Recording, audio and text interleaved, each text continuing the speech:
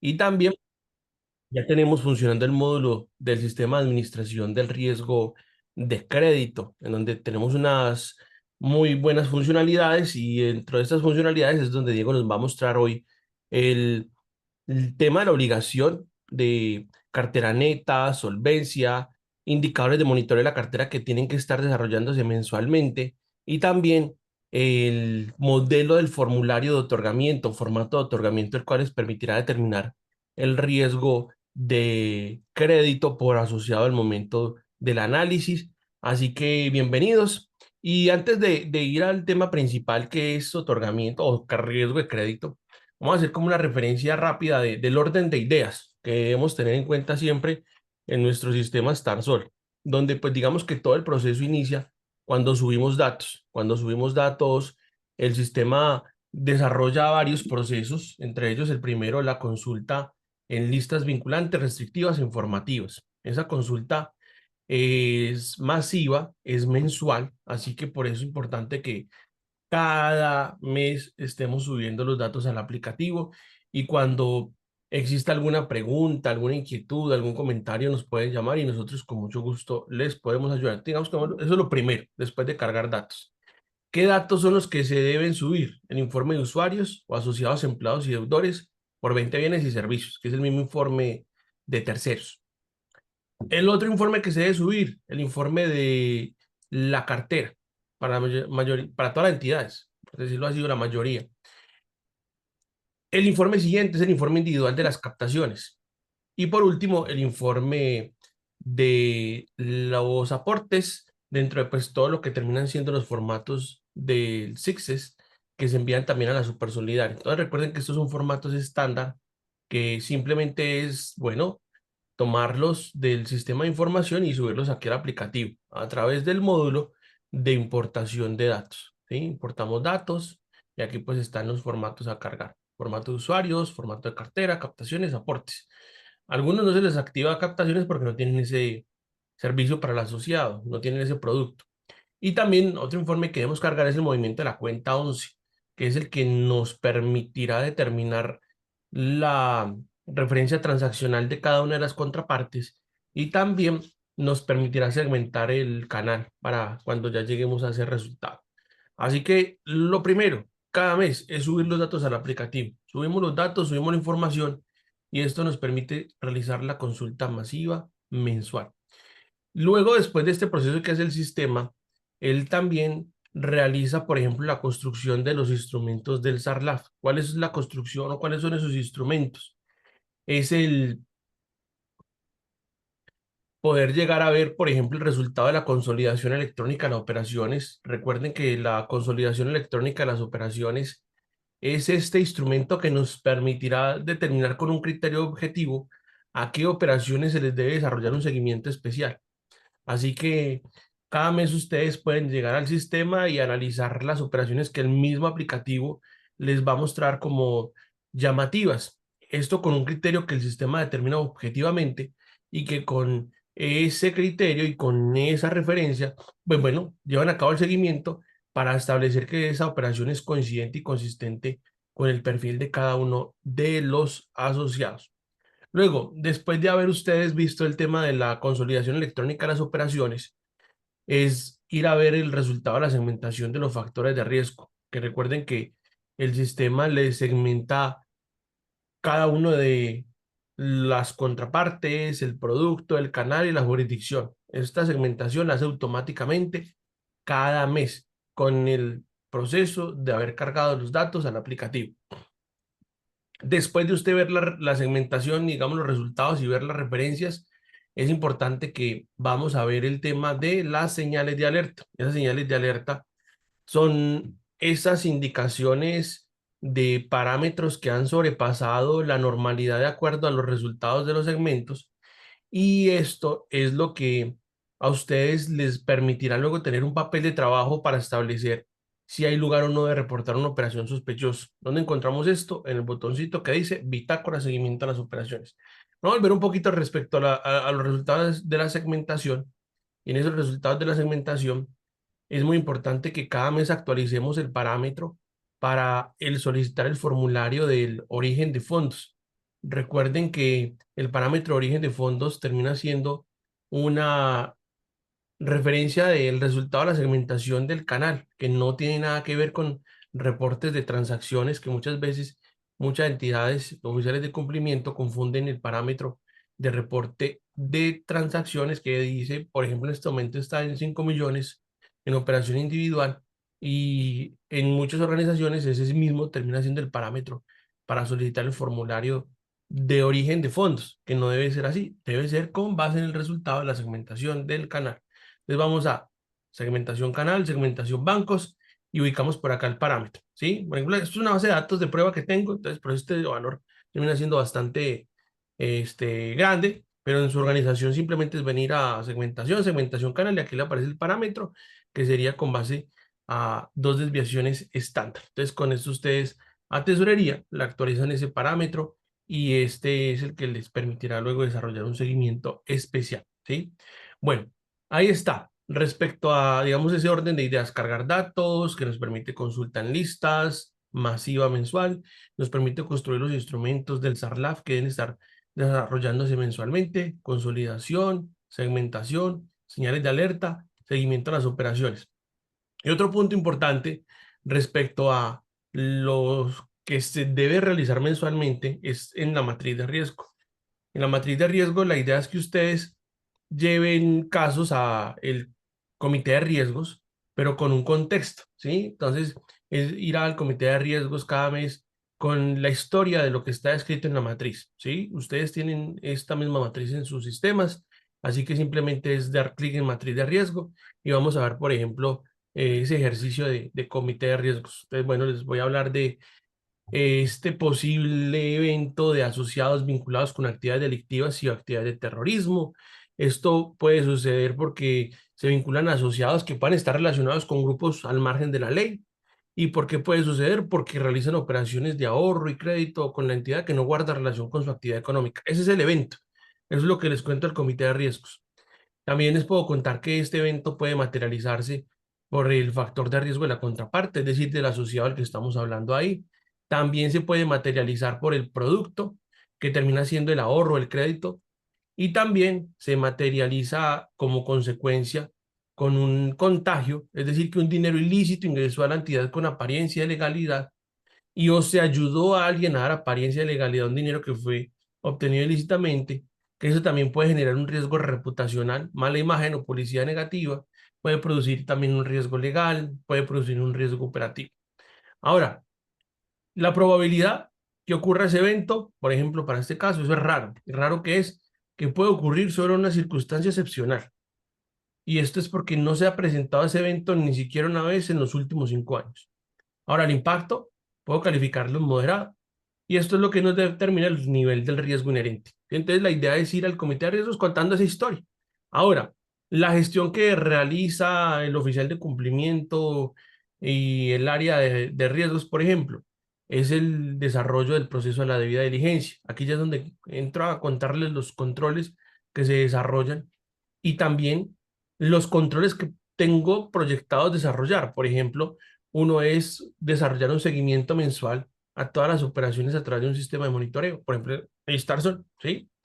Y esto es al final lo que nos muestra es como resultado el reporte de la etapa de monitoreo y es el riesgo inherente calificado en una probabilidad de 1 e impacto de 3, que es lo que tenemos acá, y luego el riesgo residual, que termina siendo esta efectividad de los controles, es decir, que se ha podido reducir la probabilidad o el impacto para que quede, por ejemplo, aquí ubicado en esta posición de riesgo bajo o mínimo y que está la organización en posibilidad de aceptarla, ¿sí? Entonces, esta es una referencia, por ejemplo, de información que debe ir en el acta y que se daría entonces cumplimiento a esa obligación y esa dinámica de interactuar con el comité de riesgos, mostrando pues todas las situaciones que puedan llegar a afectar a la organización. Así que digamos que se termina siendo como un orden de ideas muy interesante para que ustedes lo apliquen mensualmente en sus organizaciones. Y bueno, le saquen provecho al sistema que tiene todo el potencial. Ahora, también recuerden que el sistema les genera el reporte de productos. Este reporte de productos ustedes lo tienen que presentar la mayoría, o ya muchas organizaciones en este periodo, con corte a marzo, el reporte trimestral. El reporte de productos lo encontramos siempre en el panel de control, al lado izquierdo, acá en el botoncito que dice reporte de John, productos. Sí, señor, ahí por qué la gráfica tiene el mismo diseño ambas, la inherente y la residual? ya le muestro. Digamos que no tienen que el mismo diseño en colorimetría y en posiciones de probabilidad de impacto, Exacto, pero sí, sí. pero al final sí hay una diferencia que ya se la va a mostrar. Permítame por acá. Bueno, gracias. Bueno, entonces aquí está el evento, damos clic en número de controles y no es igual, ¿sí? No es igual. ¿Por qué? Porque mire, por ejemplo, aquí que el riesgo inherente tiene una probabilidad de 1 e impacto de 3 que lo ubica acá, ¿sí? Pero luego después de los controles, donde yo he indicado que sí ese control reduce probabilidad o reduce impacto, ha quedado acá. Es decir, que aquí es donde se demuestra que sí hay una gestión y que sí se ha logrado cumplir con ese objetivo de reducir probabilidad o impacto. En este caso, lo que se ha reducido es el impacto, ¿sí? Que en vez de estar acá, ¿sí? En potencial ha quedado en insignificante. No sé si ahí logra verla o si me he dado a explicar.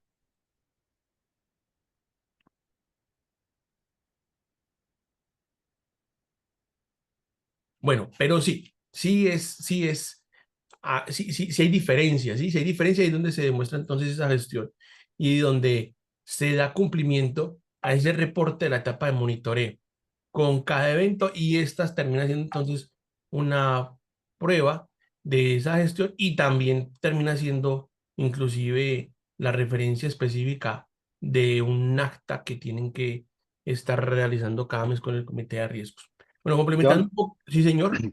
ahí para que tengan en cuenta que si les sale igual es probablemente porque no les han creado controles que les mitiguen esos riesgos o no les han colocado esa reducción de la probabilidad y del impacto para que efectivamente ya muestre un riesgo residual acorde a esas actividades mitigantes. Así es. Por ejemplo, para este ejercicio que tengo acá, mire que aquí sí termina siendo igual. ¿Por qué? Porque no hay controles. El riesgo inherente, el riesgo residual termina siendo igual. Mire que no hay controles, no hay ni siquiera tratamiento de los riesgos, así que ahí no hay gestión con ese evento. Entonces ahí sí es igualito, ahí sí termina siendo igualito ese, ese evento. En definitiva termina quedando en la misma posición o nivel de riesgo y bueno, es una buena forma de ver.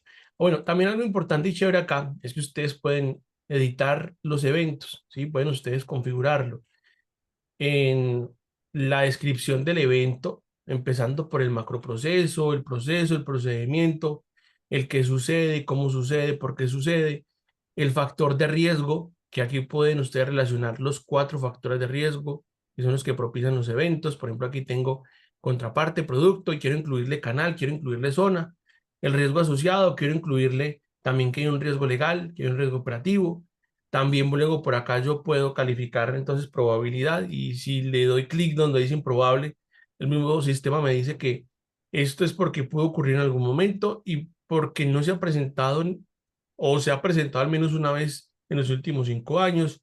O si yo le digo, no, eso es casi certeza ese evento, es porque se espera que ocurra en la mayoría de las circunstancias y porque ha ocurrido más de una vez al año. Entonces el mismo sistema nos va guiando en que sí se esté determinando adecuadamente esa probabilidad y o ese impacto de acuerdo a la metodología de la ISO 31000. Entonces, en impacto puedo colocarle insignificante. El nuevo sistema me dice que es porque no hay perjuicios, baja pérdida financiera o daño. O puedo colocarle menor y ya pues él me dice qué significa ese impacto menor. O moderado o mayor o catastrófico. ¿Sí? Ya el mismo sistema les va guiando y les va ilustrando de esa adecuada calificación. El módulo, si es SARLAB, si es ARCE, SAREL, en este caso SARLAB. Y bueno, luego por acá es donde podemos determinar esa reducción de probabilidad o impacto, que es lo que nos va a mostrar como resultado en el riesgo residual. Si yo no le califico reducción de probabilidad o reducción de impacto con la efectividad de los controles, el evento va a quedar tal cual como vimos el anterior, con una misma referencia de riesgo. Bueno, ahí está, matriz de riesgo. La idea es que ustedes cada mes actualicen un evento. En la mayoría de entidades, por no decir todas, ya se construyó toda la matriz de riesgo de SARLAF y ahí están los eventos. La idea es que ustedes cada mes los estén actualizando y llevando al comité para la adecuada gestión. Bueno, estábamos también aquí referenciando lo de los reportes a la UIAF, que ya la mayoría de entidades tiene que presentar el reporte de productos justo en esta época. Para generar la información es muy fácil, ustedes simplemente van al botoncito que dice reporte UIAF, reporte productos y generan el archivo 1. Siempre recuerde activar el modo masivo. Este modo masivo es para que puedan luego, bueno, el sistema descargue toda la información del archivo 1 y luego pues descargan el archivo 2 del periodo que requieran, ¿sí? Es simplemente dar clic en estos dos botoncitos, activar el modo masivo y ya la información que genera aquí el sistema es la que ustedes luego van a pasar a las macros o a las plantillas operativas del reporte de la OIAF que entrega la misma OIAF para luego cargar como archivo plano o como archivo comprimido con los dos archivos que se generen. Bueno, ese es como pues ese orden de ideas que quería mostrarles respecto a SARLAF. También voy a mostrarles un orden de ideas que podemos tener en cuenta para los demás módulos, para SARL y también para el riesgo de crédito y ya pues Diego nos va a contar sobre el nuevo módulo de SAR-C que está funcionando y que está totalmente disponible para ustedes para que le saquen provecho. Entonces, bueno, digamos que con SARL la idea es que ustedes carguen como archivo adicional el catálogo único de cuentas. Cuando ustedes cargan el catálogo único de cuentas, el sistema automáticamente les crea el modelo de la brecha de liquidez. Esto pues con todos los estándares de la circular básica contable y financiera. El sistema no solamente les entrega esa brecha de liquidez en menos de un minuto, sino que también les entrega un análisis, que esto es también lo que ustedes pueden tomar como base para llevar al comité de riesgos y para que de aquí se tomen decisiones con base pues en el fondo de liquidez requerido, el constituido, el porcentaje de cumplimiento, la brecha acumulada, la tercera banda, los activos líquidos netos no madurados, el sobrante del fondo de liquidez, la renovación de los CDATs, si hay CDATs, gastos de administración, ofertas de recursos para la colocación, recaudos de cartera y la oferta sobre la demanda. O sea, hay un informe que también nos entrega como más información. Bueno, también tenemos por acá en liquidez el CAMEL, los indicadores del título quinto, donde en un principio encontramos una referencia estadística de número de asociados, depósitos más aportes, cartera bruta, cartera vigente, cartera en B, cartera productiva castigada, cartera en mora, cartera improductiva y provisiones. Y también pues ya luego los indicadores de calidad de la cartera, cartera improductiva, bueno, cada uno de ellos una colorimetría que nos va mostrando si eso es bueno o esto no es tan bueno o eso termina siendo, digamos, mal. Esto depende de que del apetito de riesgo. Y ese apetito de riesgo terminan siendo esos límites que la misma organización determina para unas referencias de aceptables o no, unos límites que hay que tener en cuenta. Y también pues el sistema le entrega el informe de el indicador de riesgo de liquidez. Así que pues después de ver todo lo de SARLAB, con ese orden pues van a ver brecha, CAMEL, apetito de riesgo e IRL, toda esta información que les permite el sistema luego descargar para presentar los informes a la Superintendencia de la Economía Solidaria. Y bueno, ahora sí llegamos al sistema de administración del riesgo de crédito, en donde pues Diego nos va a mostrar la obligación de todas las organizaciones con respecto a este sistema y cómo Starson nos entrega unos reportes muy interesantes que les permitirá a cada uno de ustedes ahorrar tiempo y también ahorrar dinero. Y voy respondiendo las preguntas que nos han ido realizando por el chat. Muchas gracias, Diego. Bienvenido.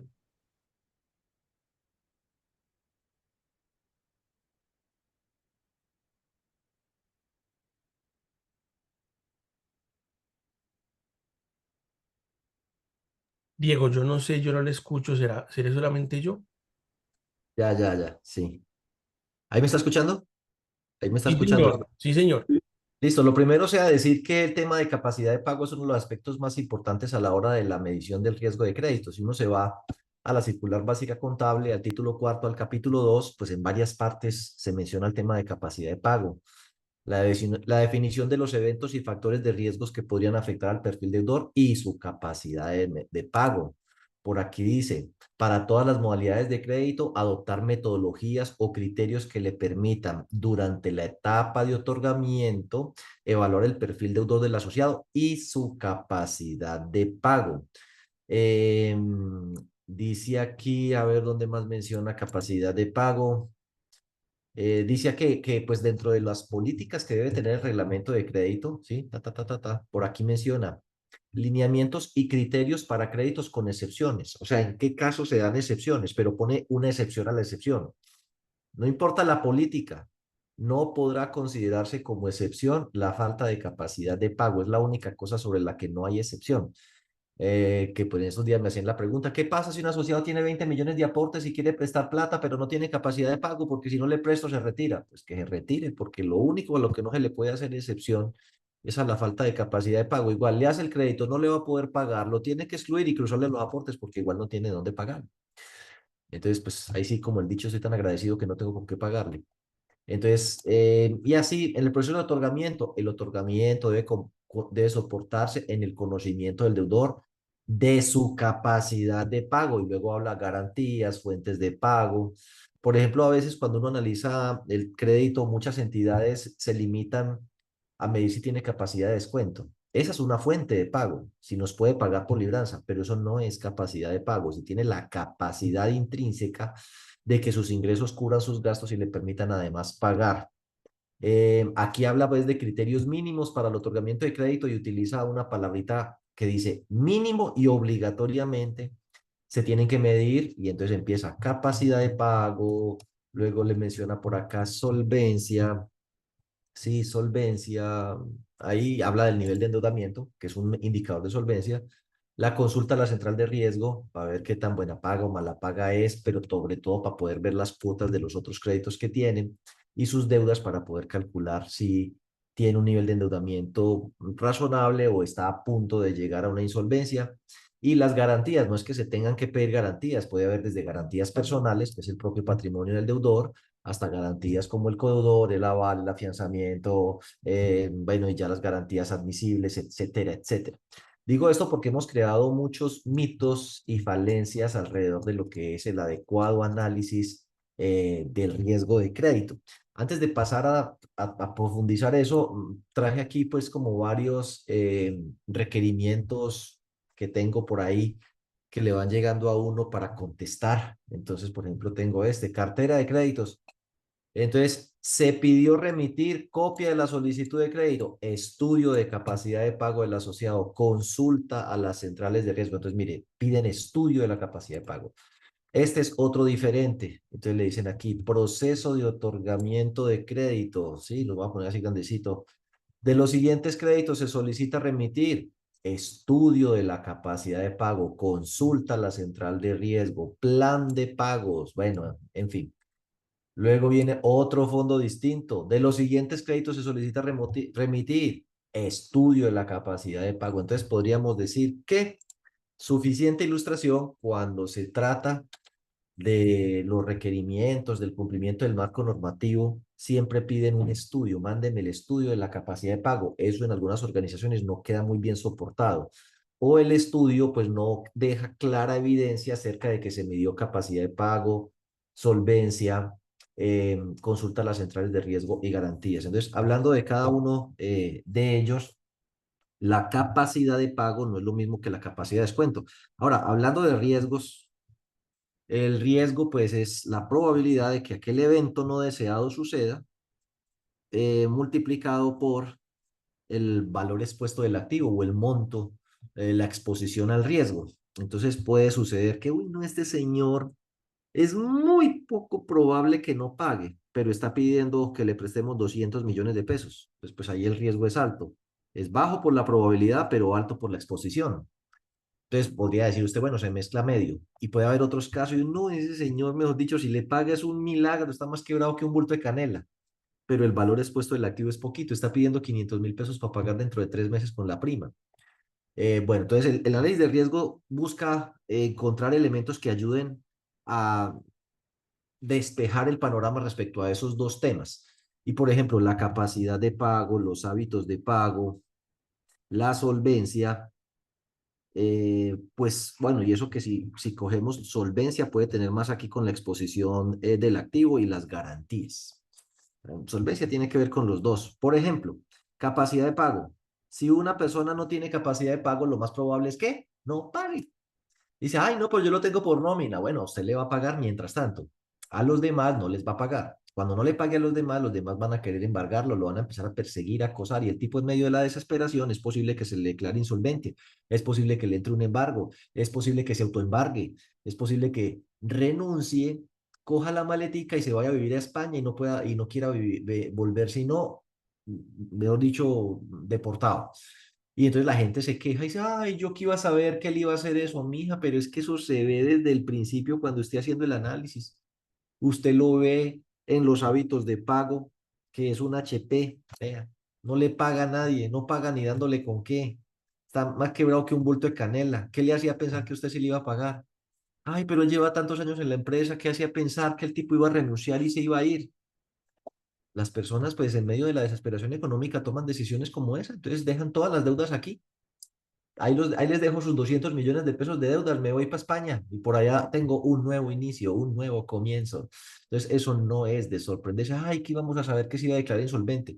Lo que pasa es que consultan la información a la central de riesgos como por cumplir, por imprimirla y dejarla en el expediente, y no le analizan ni la capacidad de pago ni la solvencia, el nivel de endeudamiento. Y entonces después están escudados en que no, que es que yo tengo una garantía muy buena, que es un codeudor, entonces ya tiene dos problemas.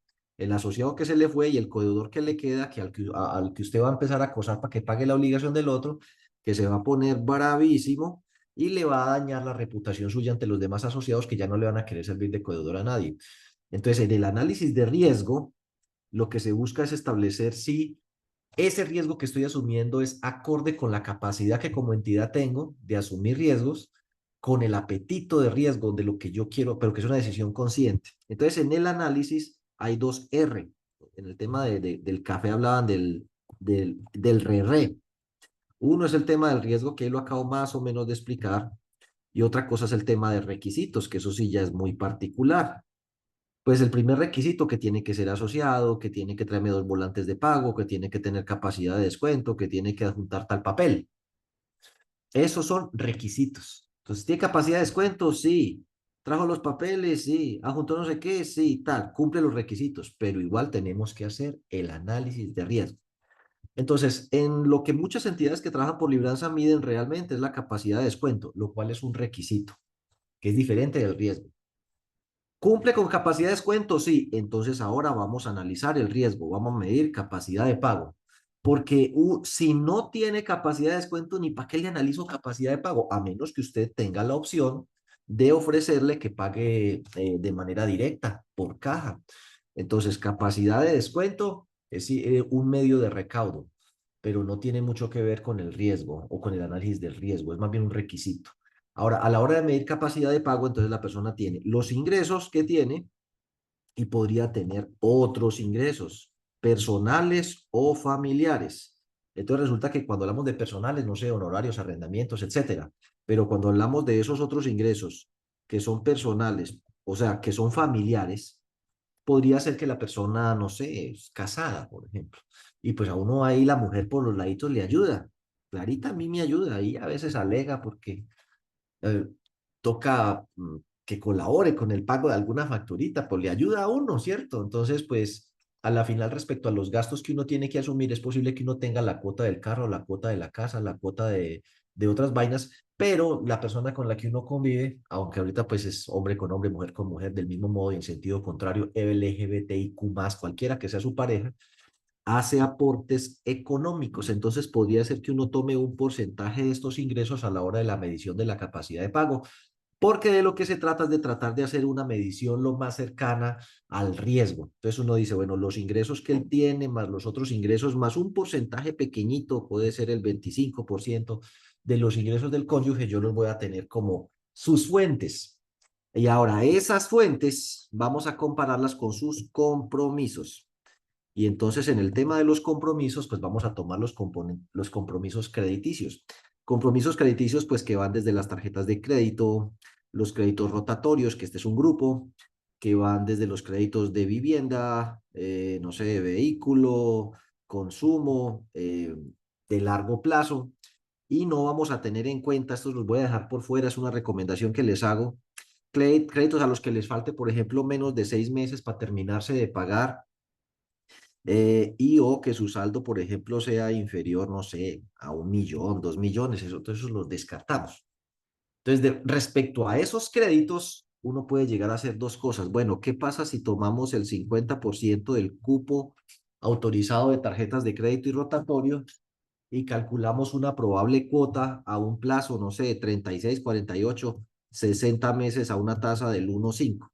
Entonces, llega uno a una estimación, porque al fin y al cabo todo es una estimación, es una medición. Si la persona le diera por utilizar el 50% de lo que tiene autorizado en cupos de tarjeta de crédito y rotatorio, para no ponerle la cuota que hay ahí, sino a 60 meses o a 48, a 36 a una tasa del 1,5, ¿cuánto sería esa cuota? Y con esa cuota vamos a castigar o a medir el tema de capacidad de pago.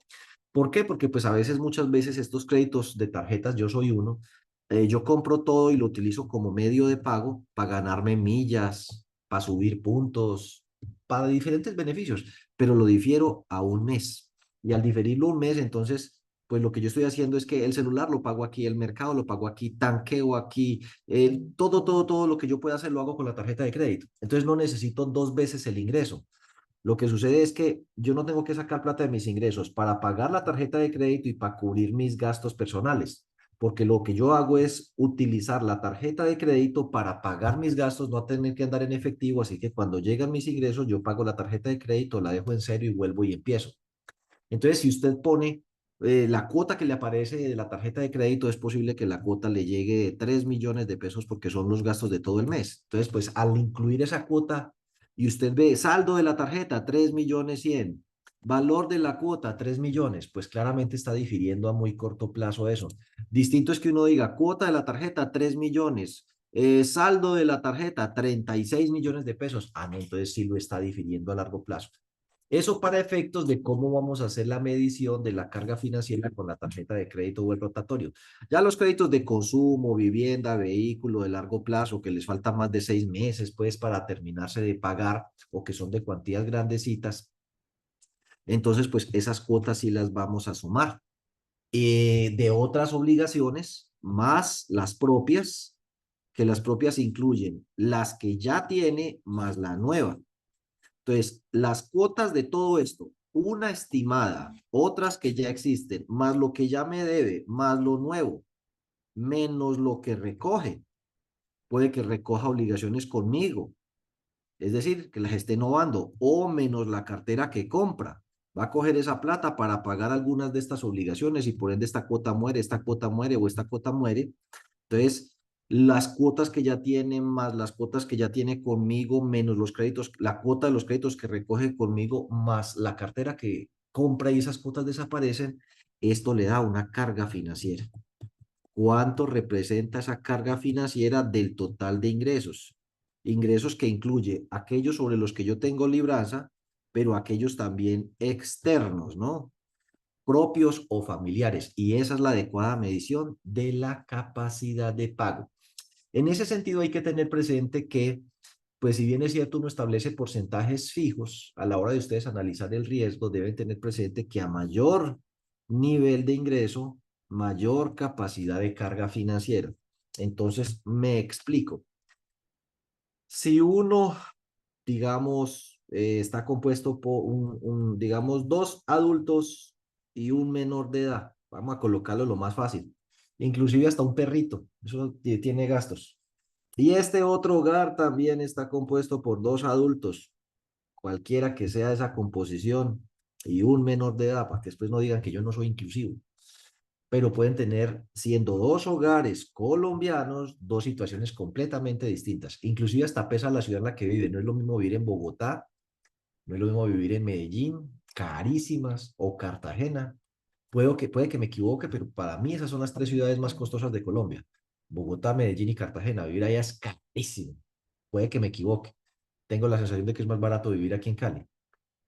O vivir, pues no es lo mismo vivir en Aguadas, el pueblito del que yo soy. Si usted en Aguadas se gana 2 salarios mínimos, usted es rico, mijo. Pero usted en Bogotá, en Medellín o Cartagena se gana 2 salarios mínimos, vive ras con bolas. Entonces vamos a suponer que este trabaja, entre los dos se ganan el salario mínimo, que es 1.300.000 cada uno, son 2.600.000 más auxilio de transporte, y supongamos que hacen horitas extras dominicales y festivos, entonces son 2.600.000 más auxilio de transporte, vamos a ponerle 3.500.000, 3.500.000, que no está mal, ¿no? Tiene de ingreso este hogar, uno de los cuales es asociado del fondo. Y en el otro lado, estos dos también trabajan, pero han estado como más de buenas. Y entonces, entre los dos se ganan, no sé, vamos a colocarle 15 millones de pesos. No está mal, ¿sí? 15 millones de pesos. 15 millones de pesos en Cartagena no da para vivir, así que uno diga sobrado el lote, no, Cartagena es carísimo, Medellín es carísimo, Bogotá es carísimo. 15 millones de pesos en Palmira, no, pues está sobrado. Entonces, ambos hogares tienen que mercar. Entonces uno dice, bueno, ¿este cuánto se le irá al mercadito? Uno dice, bueno, pues ahí toca ser creativos y supongamos que estamos hablando de mercado es comida, eh, a ver qué te digo yo, comida, uso del hogar, sí, acción, no sé, hay productos de limpieza, papel higiénico, crema dental, y uso personal, ¿no? Desodorante, cuchillas de afeitar, tampones, toallas higiénicas, todas las vainas, talquito, todo eso entonces, sabiendo en cuenta que son tres hasta para el niño, vamos a suponer que se le va 700.000 pesos al mes. Yo sé que ya va a haber más de uno que brinca. Uy, me tiene que decir dónde logra usted con 700.000 pesos pasar, más suponerlo. Este de acá, este otro hogar, ojo a esto, uno dice, no, este otro también merca y son tres, estómagos parecidos, pero esto se les va 1.500.000. Pues porque este merca en la galería y este otro se va para el Carulla o el Éxito. Pues, sí, papel higiénico, una sola hoja. A este le gusta llevar consecutivo, entonces lo lleva con copia, doble. Y bueno, por diferentes motivos, a este gasta el doble. Nominalmente es más del doble, 7 por 2, 14, pero porcentualmente este es el 10% del ingreso, mientras que este es el 20% del ingreso. Y si nos vamos para el arrendamiento, uno dice, ay, claro, no, este señor vive en un apartamento que con administración, ¿sí? Le sale en 1.500.000. Entonces uno dice, pues bueno, un apartamento de 1.500.000 es el con administración. Sí, puede ser, ¿no? Digamos que sí, acéptenme que sí. Entonces es el 10% del ingreso. Entonces este otro le toca buscarse un aparta estudio de una sola piecita, duermen con el niño ahí, sala, comedor, cocinita aparte, una cosa pequeñita, chévere. Nada que conjunto cerrado ni nada de esas vainas.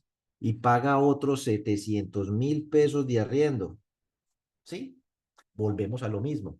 Aquí ya va el 40% de los ingresos de este hogar, aquí apenas va el 20%. Entonces, el nivel de ingreso pesa y ese análisis no debería ser tan plano. En algún estudio que hace algún tiempo hizo el Banco de la República, y que no me he puesto a volver a buscar si lo ha repetido, hizo una escala por nivel de ingresos en Colombia, que fue muy interesante. Lo que pasa es que lo leí hace mucho tiempo. Establecía el porcentaje de personas por nivel de ingreso y capacidad de pago o carga financiera. Recuerdo que por encima de 20 salarios mínimos legales mensuales vigentes en Colombia, en ese entonces era como el 1% de la población. Es decir, uno de cada 100 colombianos tiene un ingreso que supera eso. Me parece que la cosa iba por ahí. Y decía, esas personas pueden comprometer hasta el 75% de sus ingresos con culebras. Imagínense, Clarita, no estamos tan mal. Entonces, el 75% de 20 salarios mínimos sería 15 salarios mínimos. Quiere decir que solo le quedan 5 salarios mínimos para vivir, solo. Pero es que 5 salarios mínimos serían, a plata de hoy, 8 millones de pesos. Entonces, comprometiendo 3/4 partes de sus ingresos, todavía le quedan 8 millones para lo que es mercadito, servicios públicos y esas cositas. Entonces, no está mal.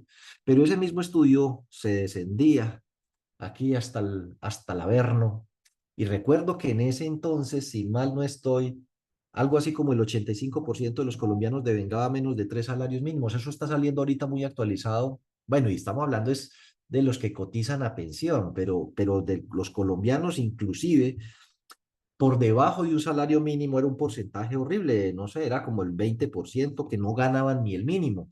Y ya casi hasta el salario mínimo llegaba al 45% y dos salarios mínimos era una cosa loca, como 65% dos salarios mínimos. Bueno, no les voy a explicar más de eso, que ya me voy alargando, pero el estudio concluía que del salario mínimo para abajo la capacidad de pago era negativa, o sea, cada mes les quedaba antes faltando. Conclusión, a esta gente no le deberían prestar plata. Y aún así, la ley de libranzas permite que a una persona que se gane el salario mínimo le pueden descontar el 50% del salario neto de descuentos de ley. O sea que si se gana 1.300.000, le descuentan como el 8%, que son, supongamos, 100.000 pesos para que se me facilite para salud y pensión. Le quedan 1.200.000 y de esos 1.200.000 usted le puede descontar 600.000 pesos para crédito.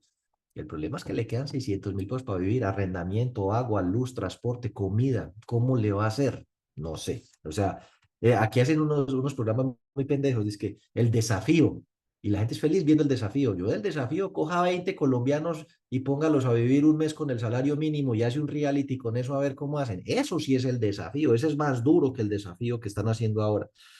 Y estos porcentajes entonces iban subiendo hasta el 75%, por decir algo aquí, 10, 20, 30, 40. Entonces, a mayor nivel de ingreso, las personas tienen una mayor disponibilidad para tomar parte de sus ingresos y comprometerlos en créditos. Tengan eso en su mente cuando estén analizando, porque si bien es cierto el modelo va a arrojar unos estándares, uno dice, bueno, después de que esté por debajo del 50% pasa. No es lo mismo el 50% de 10 millones que el 50% de 2 millones, para que uno le quede para vivir. Si uno gana 10 millones y le queda el 50%, le quedan 5 millones para vivir. Si se gana 2 millones de pesos y tiene comprometido el 50%, le queda uno. No es lo mismo. Bueno, aclarado eso sobre el tema de la capacidad de pago, hablemos de la solvencia. La solvencia en muchas partes dice, ay, activo menos pasivo igual a patrimonio. Eso es lo malo de tener tanto contador por ahí rodando. Eso yo con los contadores, mejor dicho, peleo. Y eso que yo soy contador y John también. Pero esto es para una empresa. Aquí estamos hablando de una persona natural. Háblele a una persona natural que sí es activo, que los activos dicen, no, sí, yo soy muy activo, me levanto desde temprano, hago ejercicio, volteo todo el día y me acuesto tarde. Yo soy muy activo. No, hombre, ¿que cuáles bienes tiene usted? Pues, primero que todo es posible que no tenga nada. Y segundo, si tiene algo, no sabe ni cuánto vale. Y realmente si vale algo, no sirve de respaldo patrimonial de nada. Tiene un poco de chécheres, nevera, estufa, televisor, vaya a vender eso a ver qué le dan. Nada. ¿Y qué presentación tiene nosotros ir a embargarle y llegar con un camioncito allá y bueno, por favor entren y saquen todo lo que esa gente tenga y empiezan a sacarle el equipo, el televisor y todo el mundo? Ay, vea, ya está esa cooperativa, ese fondo de empleados dejando en la calle un hogar colombiano. Eso no lo hace nadie, eso reputacionalmente es preferible castigar la platica. Entonces, pues, ahora, pasivos, estos sí se pueden. Primero que todo, eso sí estamos seguros de que tenemos. O sea, persona natural que no deba plata en este país, mejor dicho, no sabe lo que se está perdiendo. Y sin embargo, los existe. Son gente rara. Más o menos 1 de cada 20 trabajadores colombianos, es decir, el 5% de los asociados suyos, los consulta la central de riesgo y no le ven ni a usted ni a nadie. No le gustan las deudas, pero es gente rara, hasta sospechosa. Pueden ser marcianos que están entre nosotros haciendo algún estudio de comportamiento, porque el humano trabajador colombiano promedio le fascinan las deudas. Tiene 4 o 5 tarjetas, rotatorios, donde le digan que están fiando, allá está. Para comprar celulares, para comprar ropa, para lo que sea fiado, hágale. Eso el día de la quincena hacen cola todos allá afuera esperando a que usted salga para cobrarle la cuota de la loción que compró a 20 cuotas. Entonces, bueno, los pasivos sí, hay una fuente más o menos confiable que son las centrales de riesgo. Entonces, pues, esto de dividir el patrimonio por los ingresos es un dato poco confiable porque los activos, eso es boba. En cambio, el nivel de endeudamiento, que es las deudas, las mías, las tuyas, es decir, las del fondo y cooperativa más las que le debe a otro, ese saldo de deudas dividido los ingresos, eso sí le da un dato que se puede medir y ese sí es comparable. En vez de decir, ay, es que este debe 100 millones y este debe 100 millones, ay, deben lo mismo. No, señor. Este se gana 3, debe 33 veces sus ingresos. Este se gana 5, este debe, ¿cuánto es eso, Ole? 20 veces sus ingresos. Son niveles de endeudamiento distintos, a pesar de que nominalmente sea lo mismo. Lo que es posible es que su reglamento tenga límites. A nadie le prestamos más de 100 millones. Ah, listo, no importa. pero a la hora de analizar el riesgo, este tiene más riesgo que este porque está más endeudado en proporción a los ingresos que genera. Entonces, ese es el mejor indicador de solvencia para pronosticar el futuro comportamiento de un deudor. Regularmente, hasta 25 veces es como lo ideal. Cuando ya le meten vivienda a eso, frecuentemente supera las 30 veces, pero de los 40 para allá, ese es el punto de no retorno. Cuando la gente dice, no, definitivamente me va a tocar declararme insolvente. O sea, la probabilidad se dispara una cosa loca cuando usted llega a las 40 veces de endeudamiento.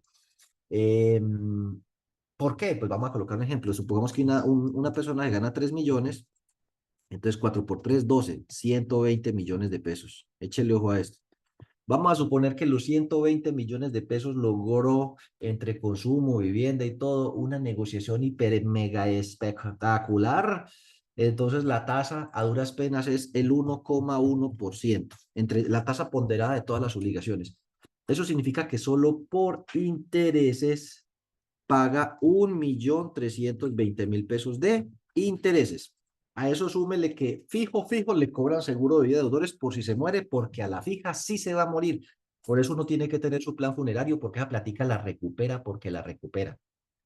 Y cada plan funerario le permite meterle 8 o 10 personas. No, si en los próximos 30 o 40 años no se muere ninguno, tiene que estar muy salado. Esa platica se recupera. Entonces, 30.000 pesos del seguro de vida, allá va 1.350.000. Y si debe 120 millones y quiere pagar algún día, eso nomás dividido en cuotas de capital de 1 millón, son 120 meses, 10 años para pagar. Entonces, mínimo el abono a capital es por ahí 1 millón. Estamos hablando de que esta cuota estimada debe estar más o menos en 2.350.000 en el menor de los casos. O sea, una persona que debe 40 veces sus ingresos, que se gana 3 millones, que debe 120 millones a una tasa súper buena y a largo plazo, se consume más de 2/3 de sus ingresos pagando la cuota. Quiere decir que a duras penas le quedan 650.000 pesos para vivir, para transporte, comida, servicios públicos y demás. Entonces, es muy raro que las personas logren llegar a estos niveles de endeudamiento y no se toteen o no se quiebren. Ahí está el tema de solvencia. Y luego el tema de hábitos de pago. Si usted consulta la normatividad vigente, que es Ley 1266 del 2008, artículo 10, parágrafo, dice que ninguna entidad puede negar un crédito basado exclusivamente en el reporte negativo de la central de riesgos y que si usted llega a negar un crédito, el deudor está en derecho de solicitarle y usted en la obligación de entregarle por escrito las razones de las cuales por cuales negó usted el crédito. Entonces, ni le vaya a escribir, que usted tiene un mal reporte en la central de riesgos, porque por eso lo multan y la multa puede ser hasta de 2.000 millones de pesos. Eso está como en el artículo 15 de esa misma ley, así verá. Entonces, no, ¿uno para qué consulta la central de riesgos? Pues para los hábitos de pago, pero también para medir la capacidad de pago o de dónde voy a sacar las cuotas. También para medir la solvencia o de dónde voy a sacar los saldos de las deudas. Y con un análisis integral de todos estos elementos es que uno responde sí o responde no.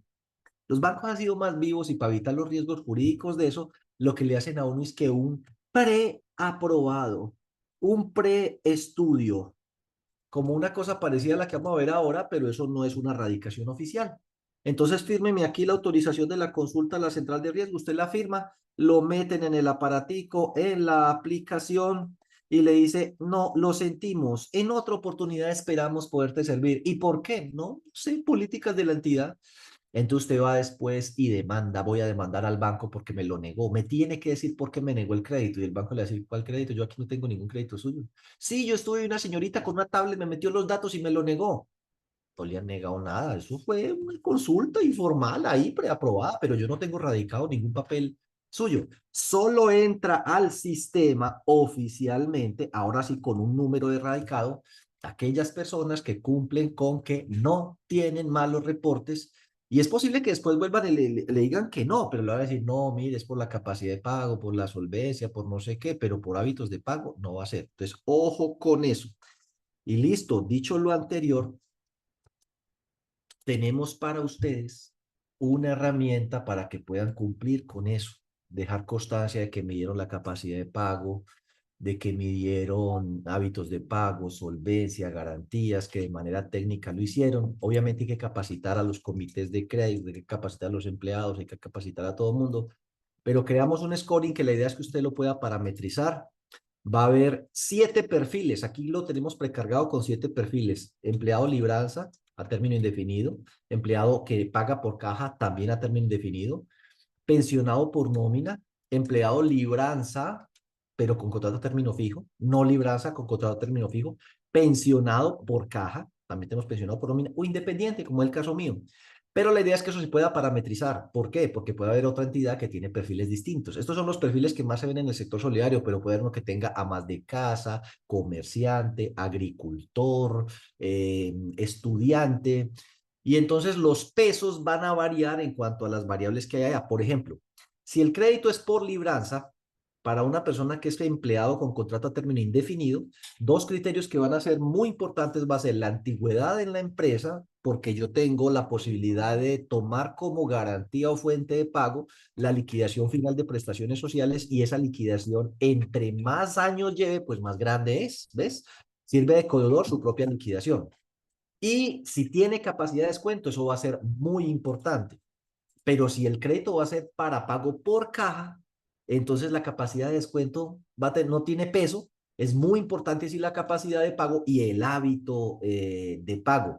Entonces varían los porcentajes o los pesos, y la idea es que ustedes puedan parametrizar. Nosotros le entregamos el programa pues ya preparametrizado, pero que las personas puedan parametrizar los perfiles y cambiar los porcentajes. Les voy a colocar un ejemplo bien rápido y después en otro, si quieren, seguimos profundizando sobre el tema. El módulo de StarSol tiene herramientas para otorgamiento, para monitoreo de la cartera que se tiene que hacer mensual, para revisar los mayores endeudamientos y analizar concentración, una herramienta que se llama cartera neta, otra herramienta que se llama pues el indicador de solidez y solvencia para los que tienen que aplicar eso, otra que es los indicadores de monitoreo de cartera, y esta que es pues del otorgamiento. Entonces vamos a decir, bueno, Diego, ¿qué viene siendo? Diego es independiente, salario no tiene. Clarita, pues sí, vamos a ponerle ahí que Clarita, el 25% de la platica de Clarita es 1.000.000. Clarita, ¿usted me ayuda o no? Entonces Clarita dice que colabora de dientes para afuera, y eso porque está aquí. Pensiones no recibo, honorarios, entonces pongámosle 10 millones, ojalá. De arrendamiento, supongamos 5 millones. Ay, no, esos son 50. Y digamos que yo además tengo un negocio, ¿cierto? A ver, y ese negocio me produce de utilidades otros 5 millones.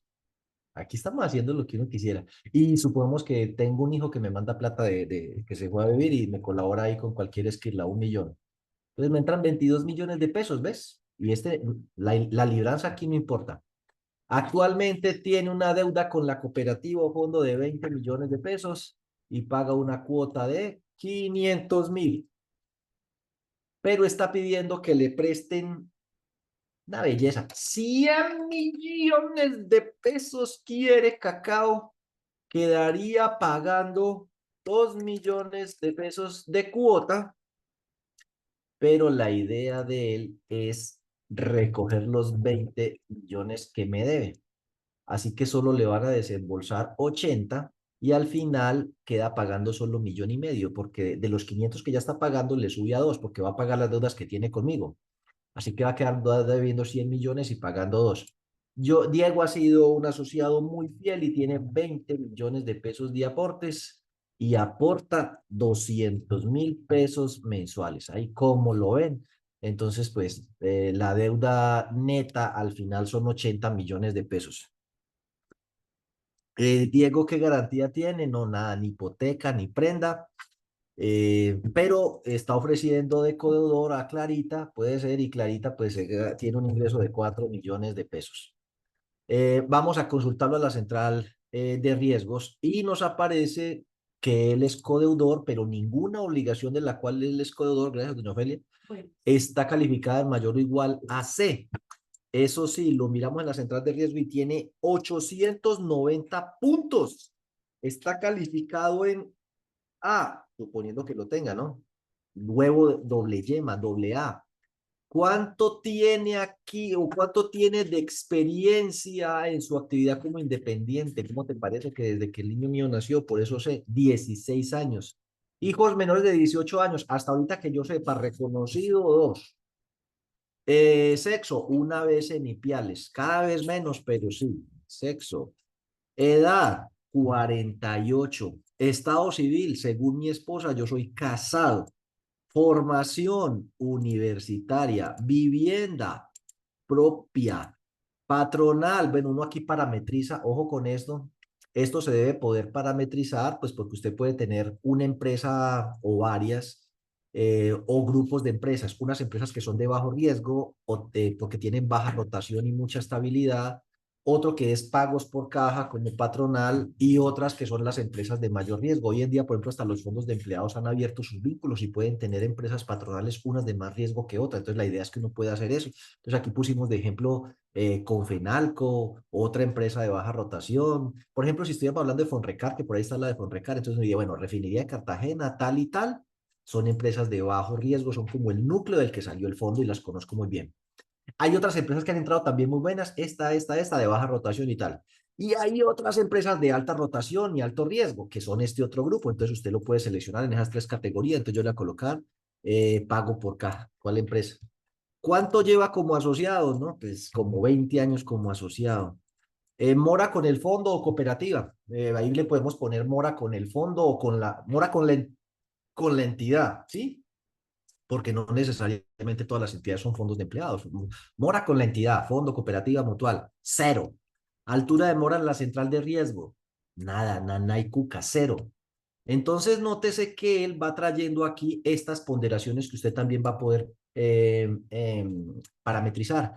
A mí me puso que, por ejemplo, por carga financiera, eso va a ser el 12% de la nota. Y la carga financiera, pues más o menos me dio que 2.200.000 sobre 22 millones de pesos, pues aquí dice es el 7%. Entonces, a ver si 6,81, y le dice, mire, si está por debajo del 30%, póngale 5 riesgo bajo. Si está entre 30 y 50, póngale riesgo medio. Y si está en más de 50%, póngale 1. Y eso es el 12% de la nota. Entonces, 12% por 7 me da 0,6. O sea que en cuanto a riesgo, me da un puntaje bajo, me da 5 puntos. Carga financiera me puso 5 porque dio 0, porque capacidad de descuento, porque no es por nómina, pero eso no sirve de nada porque la ponderación es 0. ¿Ves? Ponderación es 0. Ese criterio no lo está teniendo en cuenta. Y así entonces él va dando aquí el resultado. Estos son los porcentajes. Entonces 0, 12, 12, 7, 5, para que al final esto dé 100%. 100%. Ustedes van a tener la posibilidad de decir, no, yo le quiero dar más peso a la fidelidad o a la antigüedad en el perfil individual. Mire, por ejemplo, que yo fuera empleado libranza a término indefinido. Ahí el mayor peso lo tiene arriba, la capacidad de descuento. Y aquí la carga financiera, que es la capacidad de pago que les expliqué, tiene un peso más pequeño porque el crédito es para recaudarlo por nómina, pero es posible que usted diga, no, yo le quiero poner 10% a capacidad de descuento y 5% a carga financiera, entonces usted lo va a poder parametrizar. Y nótese que entonces aquí yo le voy a colocar independiente. Mire, él es de riesgo normal, 3,88. Por ejemplo, mora cero, antigüedad, bueno, en fin.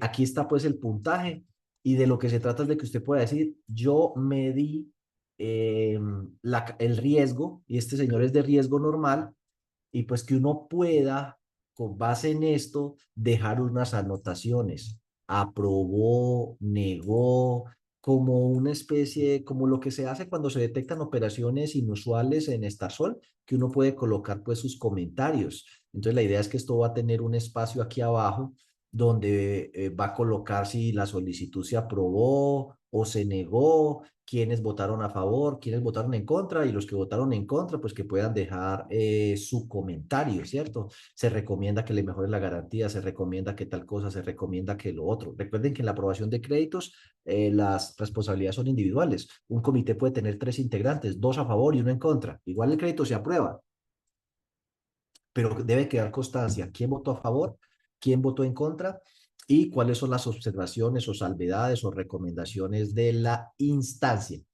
Mire, por ejemplo, lo que le puede empezar a cambiar a Diego si uno dice, no, mire, aquí miren el puntaje. El score de él no son 890, son 290. A ver, me tocaría limpiarlo y empezarlo de cero otra vez. No, solamente es modificarle el valor y ya. 90, listo. Supongamos que la calificación de cartera yo le pongo E. Mora en la central de riesgos, altura de mora, yo no, 14, eso significa que está, es más, calificación puede ser que esté, no me la borra cuando se la escribo, cartera castigada, 14, a ver, mora con el fondo no tiene, score, bueno, entonces mire que le siguió bajando. Sí es cierto que la central de riesgo incide en el comportamiento, pero, o en la nota final, pero no es el único factor determinante. Imaginémonos, por ejemplo, que no lleva 16 años de antigüedad, lleva uno, ¿sí? Entonces, mire que ya pasó a riesgo alto. ¿Cuántos lleva de años como asociado? No, pues lleva ya no 20 sino 2. Entonces, mire que le tiene que le va bajando. Pongámosle aquí mora con el fondo, con la entidad, altura de mora. Ha llegado inclusive a tener 90 días en los últimos meses. Entonces, el puntaje va bajando, va cayendo. Supongamos que no tiene codeudor, ¿sí? Listo. Que por ejemplo, no sé, vamos a ver más aquí los ingresos. Honorarios, 5.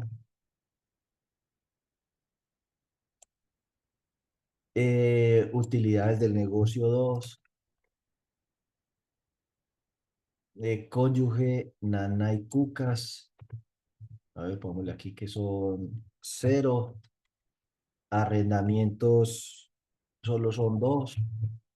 Entonces, al bajar el nivel de ingreso, este nivel de compromiso dividido va cambiando el resultado, van cambiando los puntajes y ustedes ven que esto entonces va reduciéndose.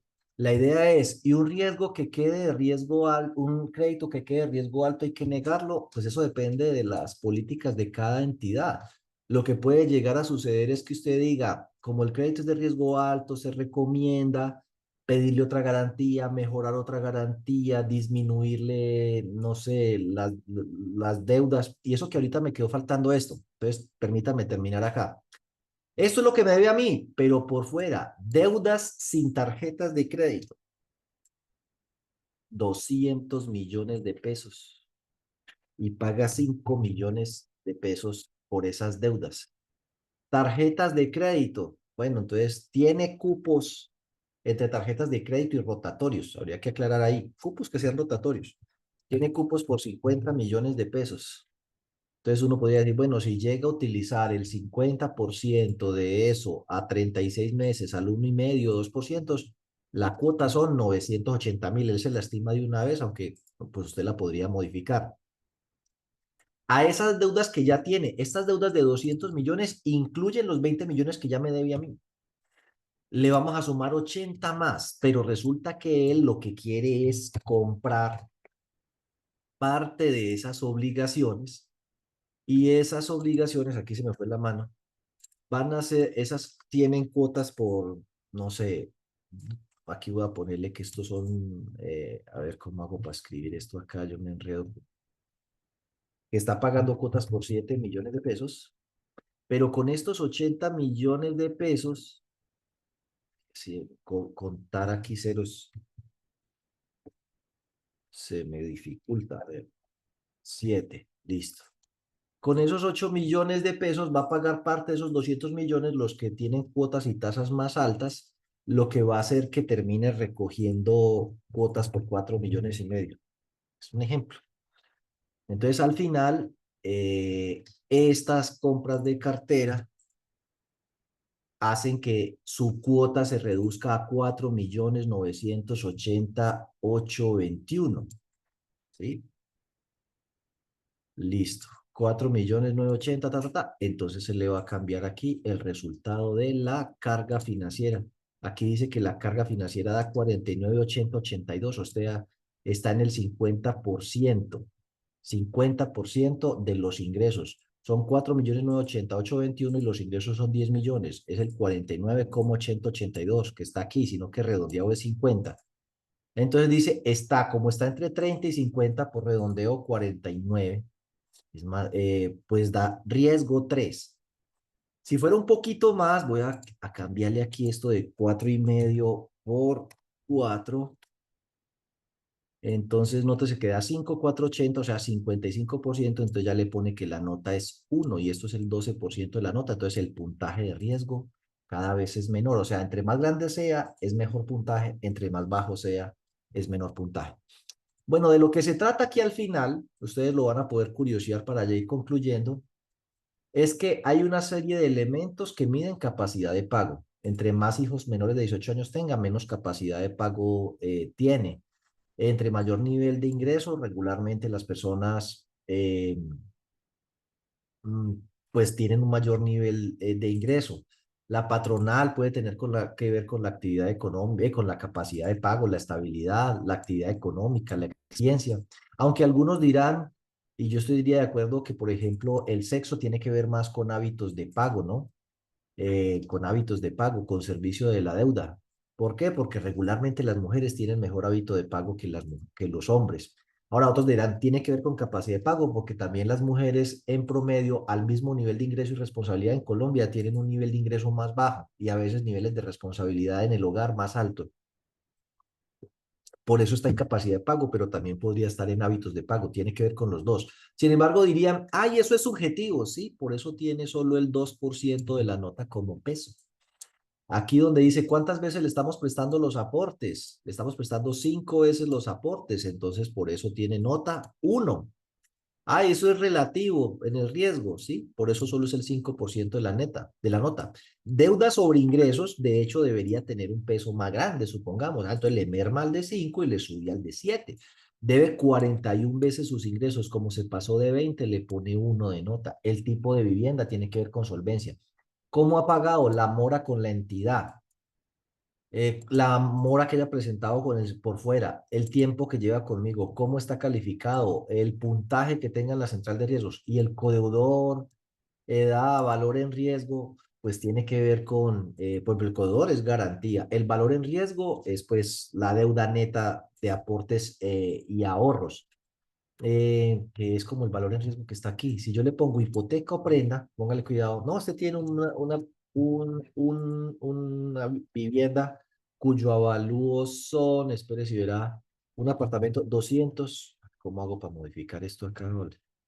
200 millones de pesos. Entonces el valor descubierto es cero. Me debe mucha plata, pero la hipoteca lo cubre. Entonces, eso le ayuda a reducir el riesgo aquí en valor en riesgo. El valor en riesgo de él es cero, porque está cubierto por todas las garantías. Eso tiene que ver. Entonces, bueno, ahí estamos lanzando y presentando esta herramienta a la que le seguiremos haciendo mejoras, pero que la idea es que ustedes puedan parametrizar. Mire que no va a ser lo mismo el puntaje si es empleado no libranza, ¿cierto? Si es pensionado por nómina, si es pensionado por caja, bueno, pensionado por nómina. Eso va a cambiar dependiendo del tipo de actividad, porque pues estos porcentajes o estas ponderaciones van a poder cambiar. Bueno, dicho lo anterior, no sé, John, usted qué quiere agregar o decir o anunciar. La idea es que ustedes se familiaricen con la herramienta y la empiecen a utilizar. Claro que sí, Diego. Bueno, no, que está totalmente disponible el módulo del riesgo de crédito, incluyendo pues este formato de otorgamiento, que ya en este momento lo pueden utilizar, lo pueden revisar. Prontamente estaremos anunciando nuevas funcionalidades dentro del sistema. Y bueno, gracias a todos por el apoyo, por la confianza. Y las personas interesadas en este módulo adicional nos pueden contactar y les podemos ayudar. El valor agregado del módulo es una capacitación de configuración de apetito de riesgo y que esto pues viene acompañado del manual de riesgo de crédito, que es la que estandariza pues las metodologías y las formas de gestión del riesgo de acuerdo a la normatividad. Así que termina siendo una muy buena forma de actualizar el sistema y de tener pues toda la posibilidad de gestionar adecuadamente el riesgo. Así que bueno, agradecerles a todos por el espacio, por el apoyo, por la confianza y bueno, que estén muy bien. Hasta luego.